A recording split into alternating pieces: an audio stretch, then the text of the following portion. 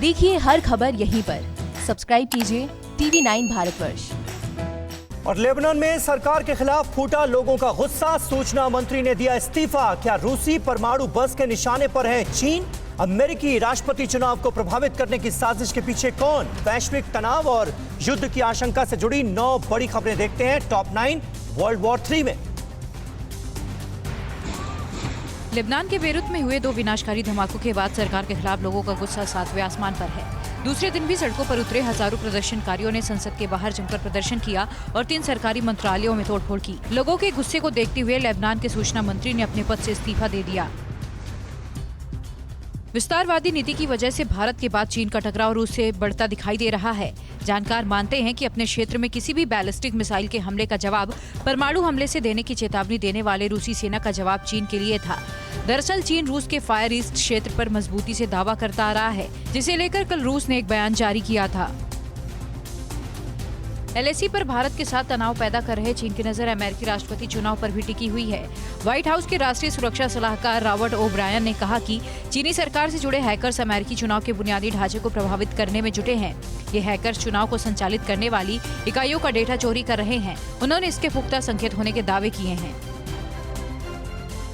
Hong Kong के लोकतंत्र समर्थक बिजनेसमैन जिमी लाई को विदेशी ताकतों से मिलीभगत के आरोप में गिरफ्तार कर लिया गया है। ट्विटर के जरिए ये जानकारी उनके एक सहयोगी माइक साइमन ने दी है। पिछले साल चीन के विवादास्पद राष्ट्रीय सुरक्षा कानून को लेकर हांगकांग में प्रदर्शन हुए थे, जिसका जिमी लाई ने समर्थन किया था। इससे पहले जून में भी लाई की गिरफ्तारी हुई थी।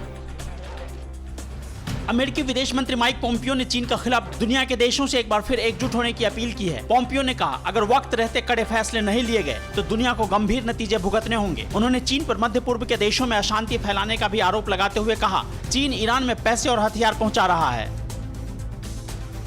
हांगकांग में चीनी केंद्र सरकार के संपर्क दफ्तर के प्रवक्ता ने हाल ही में अमेरिका की ओर से लगाए गए चीनी अधिकारियों के खिलाफ प्रतिबंध को मजाकिया कार्रवाई बताया है। साथ ही इसे चीन के आंतरिक मामलों में हस्तक्षेप का गलत तरीका भी करार दिया है।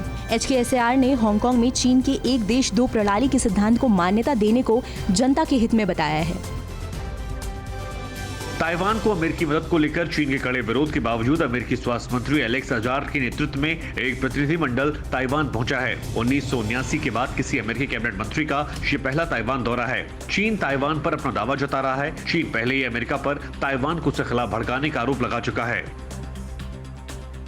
ब्लैक सी में अमेरिकी सेना और रूसी सेना के बीच गतिरोध बढ़ता जा रहा है। ब्लैक सी में 9 अगस्त को रूस ने अपनी सीमा के बेहद करीब एक अमेरिकी जासूसी विमान इंटरसेप्ट कर उसे वापस जाने को मजबूर कर दिया।